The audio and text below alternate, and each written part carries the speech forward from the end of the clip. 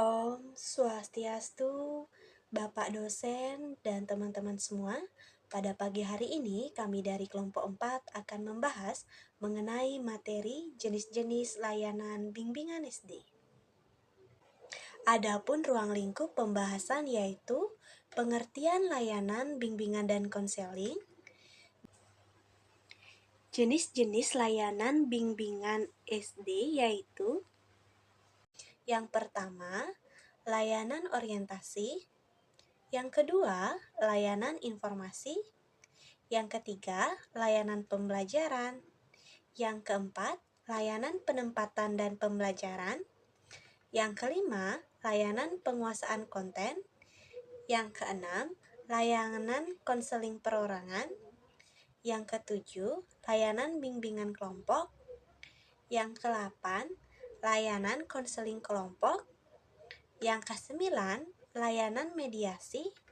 Dan yang ke-10, layanan konsultasi. Adapun latar belakang dari jenis-jenis layanan bimbingan SD yaitu layanan bimbingan dan konseling merupakan proses pemberian bantuan yang diberikan kepada siswa secara terus-menerus agar tercapai kemandirian dalam pemahaman diri sehingga siswa sanggup mengarahkan dirinya sesuai dengan tuntutan dan keadaan lingkungan di sekolah, keluarga, dan masyarakat. Dengan adanya bimbingan konseling, diharapkan dapat memberikan solusi bagi peserta didik di sekolah agar peserta didik menjadi lebih baik dari segi perilakunya. Baik, materi yang pertama yaitu pengertian layanan bimbingan.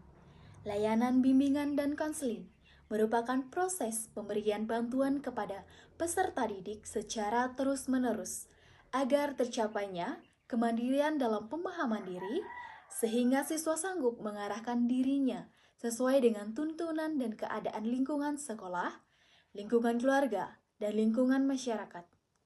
Dengan adanya bimbingan dan konseling, diharapkan memberikan solusi bagi peserta didik di sekolah agar peserta didik menjadi lebih baik dari segi perilakunya.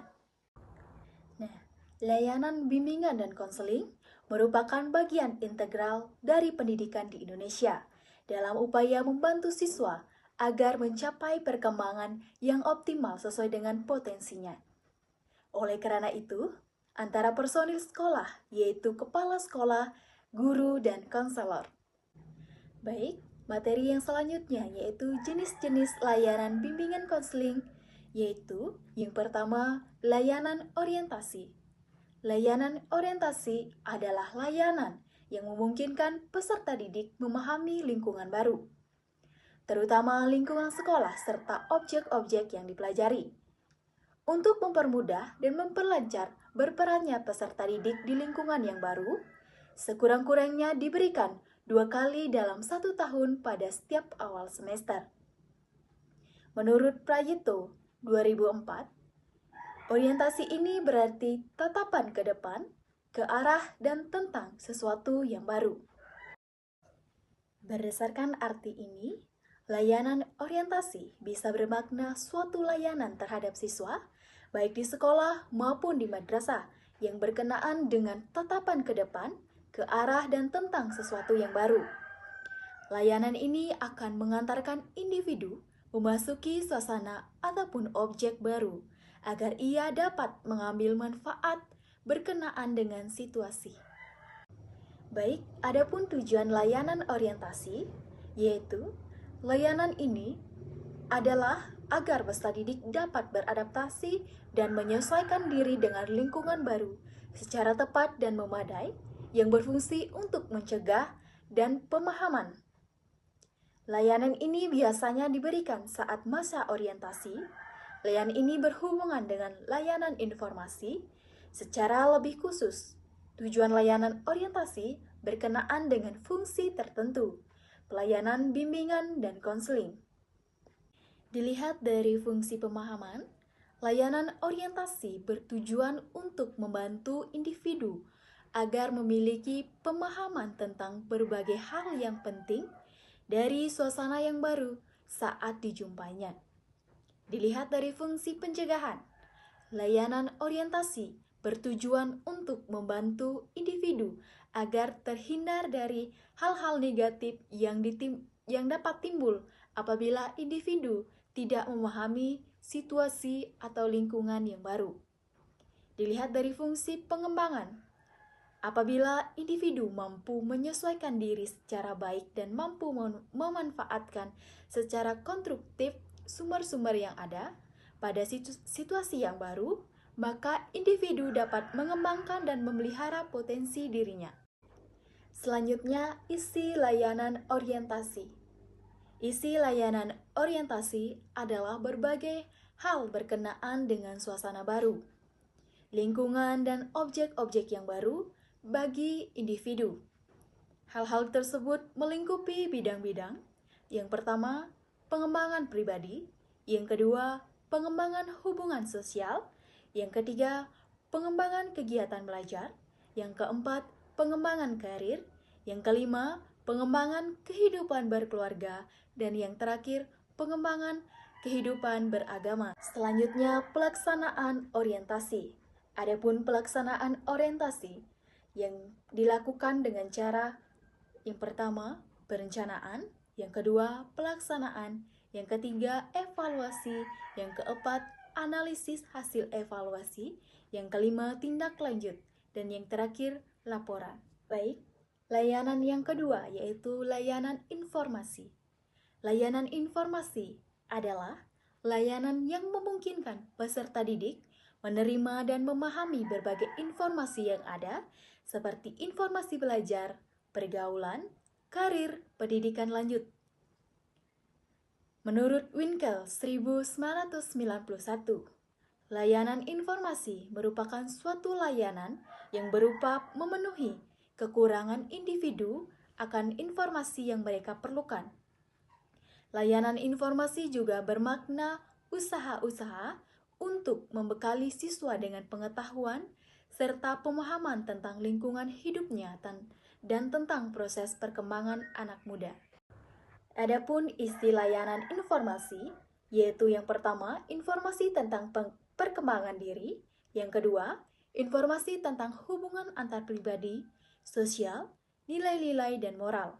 Yang ketiga, informasi tentang pendidikan, kegiatan belajar, ilmu pengetahuan, dan teknologi. Yang keempat, informasi tentang dunia karir dan ekonomi. Yang kelima, informasi tentang sosial budaya, politik, dan kewarganegaraan. Yang keenam, informasi tentang pendidikan berkeluarga. Dan yang terakhir, informasi tentang agama dan kehidupan beragama serta seluk-beluknya. Baik, adapun pelaksanaan layanan informasi, yang pertama perencanaan, yang kedua pelaksanaan, yang ketiga evaluasi, yang keempat analisis hasil evaluasi, yang kelima tindak lanjut, dan yang terakhir laporan. Selanjutnya ada layanan pembelajaran. Layanan pembelajaran adalah layanan yang memungkinkan peserta didik untuk mengembangkan sikap dan kebiasaan belajar yang baik dalam menguasai materi belajar, atau penguasaan kompetensi yang cocok dengan kecepatan dan kemampuan dirinya, serta berbagai aspek tujuan dan kegiatan belajar lainnya, dengan tujuan agar peserta didik dapat mengembangkan sikap dan kebiasaan dengan baik. Selanjutnya ada layanan penempatan dan penyaluran. Makna layanan penempatan dan penyaluran yaitu layanan yang memungkinkan peserta didik memperoleh penempatan dan penyaluran di dalam kelas, kelompok belajar, jurusan program studi, dan ekstrakurikuler. Selain itu, makna penempatan dan penyaluran yaitu layanan penempatan usaha untuk membantu siswa merencanakan masa depannya selama masih bersekolah dan membantu memilih program studi lanjutan. Makna lain dari layanan penempatan dan penyaluran yaitu layanan penempatan dan penyaluran ini diupayakan untuk membantu individu yang mengalami kurang mendukung atau mismatch. Layanan ini berusaha meminimalisasi kondisi mismatch yang terjadi pada individu dapat mengembangkan potensi secara optimal. Tujuan layanan penempatan dan penyaluran. Baik, yang pertama yaitu fungsi pemahaman, yaitu agar siswa memahami potensi dan kondisi dirinya serta kondisi lingkungannya. Baik, yang kedua adalah fungsi pencegahan, yaitu untuk mencegah semakin parahnya masalah, hambatan yang dialami individu. Yang selanjutnya adalah fungsi pengembangan dan pemeliharaan, yaitu untuk mengembangkan potensi-potensi individu dan memelihara dari hal-hal yang dapat menghambat dan merugikan perkembangannya. Isi layanan penempatan dan penyaluran. Yang pertama, sisi potensi diri siswa tersendiri, yaitu mencakup potensi inteligensi, bakat, minat, kecenderungan pribadi, dan sebagainya. Yang kedua ada kondisi lingkungan, yaitu mencakup kondisi fisik, kelengkapan, tata letak, serta susunannya, dan lain sebagainya. Teknik layanan penempatan dan penyaluran. Yang pertama, mengkaji potensi dan kondisi dari subjek layanan. Yang kedua, mengkaji kondisi lingkungan dari lingkungan yang paling dekat dan mengacu kepada permasalahan subjek layanan. Yang ketiga, mengkaji kesesuaian antara potensi dan kondisi diri siswa dengan kondisi lingkungan, serta mengidentifikasi permasalahan yang secara dinamis berkembang pada diri siswa. Yang keempat ada mengkaji kondisi dan prospek lingkungan lain yang mungkin ditempati, dan yang terakhir ada menempatkan subjek ke lingkungan baru. Selanjutnya ada kegiatan pendukung penempatan dan penyaluran. Yang pertama ada aplikasi instrumental dan himpunan data yang berguna untuk menetapkan subjek sasaran layanan dan memperkaya bahan kajian terhadap potensi dan kondisi dari subjek beserta lingkungannya. Yang kedua ada konferensi kasus. Yang ketiga ada kunjungan rumah. Dan yang terakhir ada alih tangan kasus. Selanjutnya ada pelaksanaan pendukung layanan penempatan dan penyaluran. Yang pertama ada perencanaan, yang kedua ada pelaksanaan, yang ketiga ada evaluasi, yang keempat ada analisis hasil evaluasi, yang kelima ada tindak lanjut, dan yang keenam ada laporan. Selanjutnya ada pelayanan konten. Selanjutnya ada layanan penguasaan konten. Nah, yang di sini adalah layanan konseling yang memungkinkan klien mengembangkan diri berkenaan dengan sikap dan kebiasaan belajar yang baik, materi pelajaran yang cocok dengan kecepatan dan kesulitan belajarnya, serta berbagai aspek tujuan belajar dan kegiatan belajar lainnya. Tujuan layanan penguasaan konten. Tujuan layanan konten agar siswa menguasai aspek-aspek konten atau kemampuan atau kompetensi tertentu secara terintegrasi dengan penguasaan konten oleh siswa akan berguna untuk menambah wawasan dan pemahaman, mengarahkan penilaian dan sikap, menguasai cara tertentu dalam rangka memenuhi kebutuhan dan mengatasi masalah-masalah. Isi layanan penguasaan konten. Isi layanan ini merupakan satu unit materi yang menjadi pokok pembahasan atau materi latihan yang dikembangkan oleh pembimbing atau konselor dan diikuti oleh sejumlah siswa.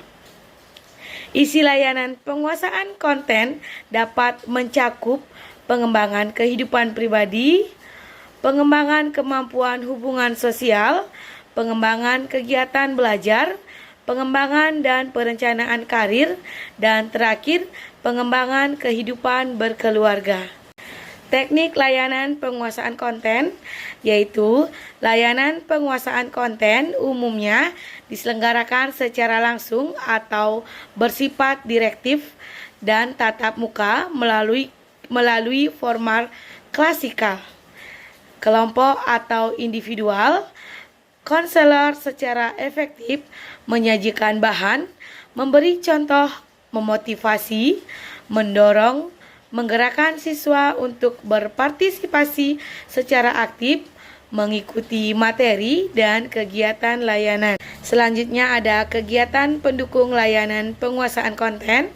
Yang pertama ada aplikasi instrumentasi, yang kedua ada himpunan data, yang ketiga ada konferensi kasus, yang keempat ada kunjungan rumah, dan yang terakhir ada alih tangan kasus. Selanjutnya ada pelaksanaan pendukung layanan penguasaan konten. Yang pertama ada perencanaan, yang kedua ada pelaksanaan, yang ketiga ada evaluasi, yang keempat ada analisis hasil evaluasi, yang kelima ada tindak lanjut, dan yang keenam ada laporan. Selanjutnya adalah layanan konseling perorangan. Makna layanan konseling perorangan adalah layanan yang memungkinkan peserta didik mendapatkan layanan langsung tatap muka atau secara perorangan untuk memecahkan masalah yang dihadapi dan dikembangkan dirinya. Prayitno, layanan konseling perorangan bermakna layanan konseling yang diselenggarakan oleh pembimbing terhadap seseorang klien dalam rangka mengatasi masalah pribadi klien. Konseling perorangan berlangsung dalam suasana komunikasi atau tatap muka secara langsung antara konselor dengan klien yang membahas mengenai masalah yang dialami oleh klien. Tujuan layanan konseling perorangan adalah agar peserta didik dapat mengentaskan permasalahan yang dihadapinya. Hal ini juga bertujuan agar klien memahami kondisi dirinya, lingkungan, permasalahan yang dialami, kekuatan dan kelemahan dirinya, sehingga klien mampu mengatasinya. Isi layanan konseling perorangan adalah masalah-masalah yang berkenaan dengan bidang pengembangan pribadi, yang kedua ada bidang pengembangan sosial, yang ketiga ada bidang pengembangan pendidikan atau kegiatan belajar, yang keempat ada bidang pengembangan karir, yang kelima ada bidang pengembangan kehidupan berkeluarga, terakhir bidang pengembangan kehidupan. Selanjutnya, teknik layanan konseling perorangan. Konseling yang efektif bisa diwujudkan melalui penerapan berbagai teknik secara tepat, terlebih apabila didukung oleh teknik-teknik lainnya. Melalui perpaduan teknik tersebut, konselor dapat mewujudkan konseling yang efektif sehingga dapat pula mengembangkan dan membina klien agar memiliki potensi yang berguna bagi mengatasi masalah-masalah yang dialaminya. Selanjutnya adalah kegiatan pendukung layanan konseling perorangan. Aplikasi instrumen dan hasil instrumentasi dapat berupa tes maupun non-tes, dan hasil instrumentasi dapat dijadikan isi yang diwacanakan dalam proses layanan. Yang kedua ada himpunan data.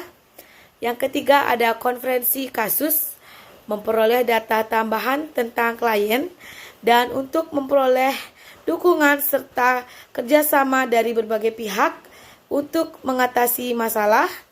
Yang keempat, kunjungan rumah. Yang kelima, alih tangan kasus. Dan yang terakhir, pelaksanaan layanan konseling perorangan.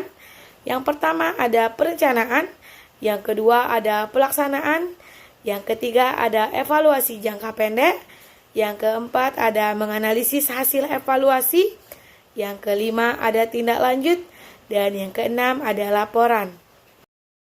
Di sini saya akan membahas mengenai layanan bimbingan kelompok.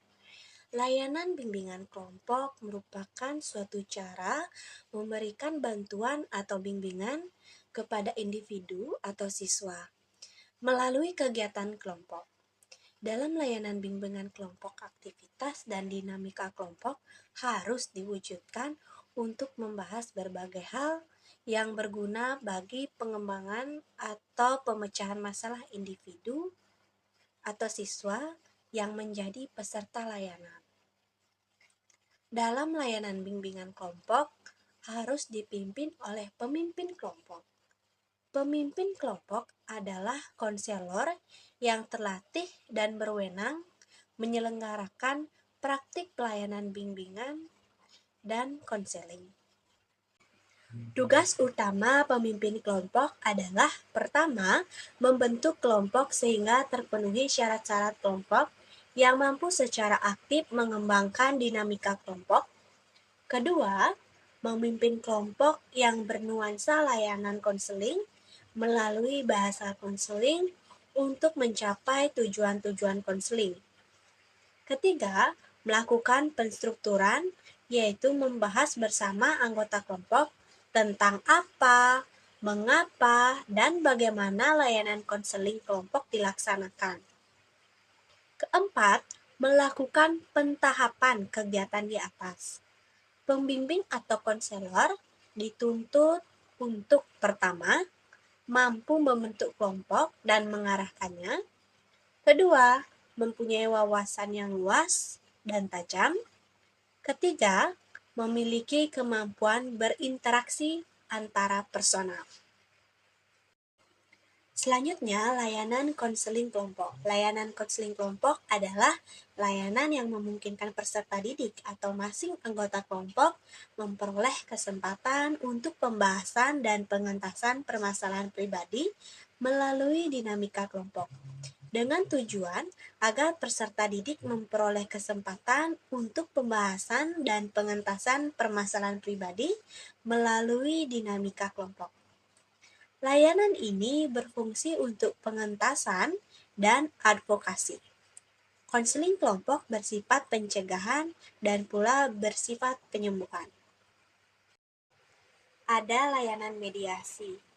Layanan mediasi adalah layanan konseling yang memungkinkan permasalahan atau perselisihan yang dialami klien dengan pihak lain dapat terentaskan dengan konselor sebagai mediator. Istilah mediasi terkait dengan istilah media yang berasal dari kata medium yang berarti perantara. Menurut Prayitno tahun 2004, layanan mediasi merupakan layanan konseling yang dilaksanakan konselor terhadap dua pihak atau lebih yang sedang dalam keadaan saling tidak cocok. Dalam artian, layanan mediasi adalah bantuan terhadap dua pihak atau lebih yang sedang dalam kondisi bermusuhan.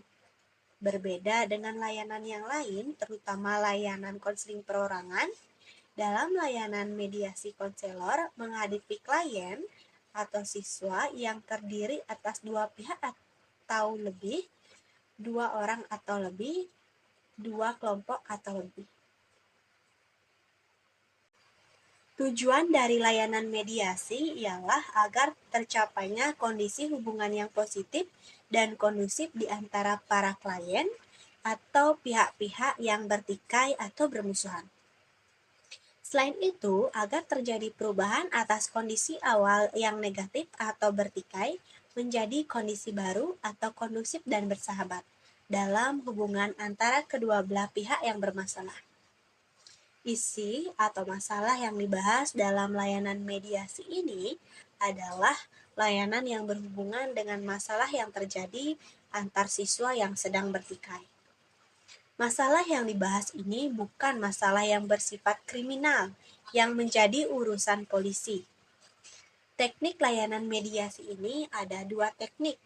Yang pertama, teknik umum, yang termasuk dalam teknik umum yaitu diawali dengan pendekatan keterbukaan terhadap semua pihak dan pemahaman kepada konseling bahwa konselor tidak memihak kecuali kebenaran.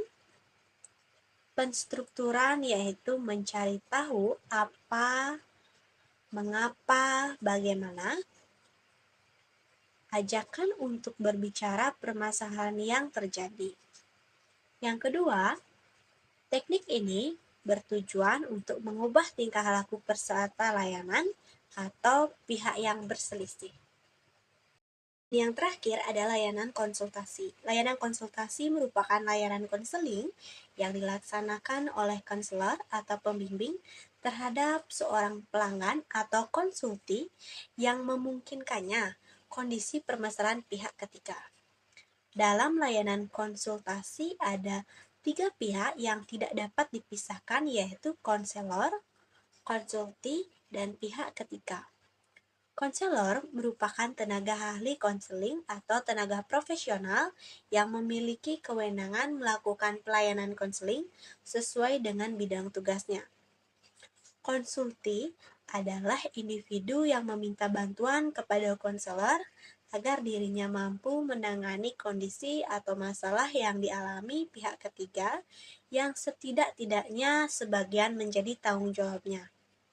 Sedangkan pihak ketiga adalah individu yang kondisi atau permasalahannya dipersoalkan oleh konsultasi.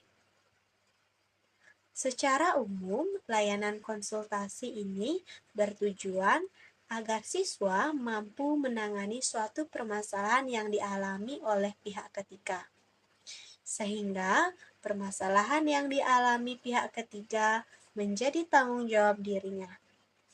Secara khusus, tujuan layanan konsultasi adalah agar seorang konseli memiliki kemampuan berupa wawasan, pemahaman, dan cara bertindak atau memecahkan masalah dari pihak ketiga. Isi layanan dapat mencangkup berbagai bidang pengembangan yang menyangkut pengembangan pribadi, hubungan sosial, pendidikan, dan sebagainya. Teknik layanan konsultasi ada 2, yaitu teknik umum dan teknik khusus. Kesimpulan dari materi jenis-jenis layanan bimbingan SD yaitu layanan bimbingan dan konseling adalah proses pemberian bantuan yang diberikan kepada siswa secara terus-menerus agar tercapai kemandirian dalam pemahaman diri, sehingga siswa sanggup mengarahkan dirinya sesuai dengan tuntutan dan keadaan lingkungan sekolah, keluarga, dan masyarakat. Dengan adanya bimbingan dan konseling, diharapkan dapat memberikan solusi bagi peserta didik di sekolah, agar peserta didik menjadi lebih baik dari segi perilakunya. Jenis-jenis layanan bimbingan SD terdiri dari layanan orientasi, layanan informasi, layanan pembelajaran, layanan penempatan dan pembelajaran, layanan penguasaan konten, layanan konseling perorangan, layanan bimbingan kelompok, layanan konseling kelompok, layanan mediasi, dan layanan konsultasi. Sekian pemaparan materi mengenai jenis-jenis layanan bimbingan SD dari kelompok 4. Semoga dengan apa yang kami tayangkan dapat bermanfaat untuk kita semua. Saya, selaku perwakilan dari kelompok 4, memohon maaf apabila ada salah kata maupun perbuatan dalam kegiatan presentasi pada pagi hari ini. Saya tutup dengan Parama Santi. Om Santi Santi Santi Om.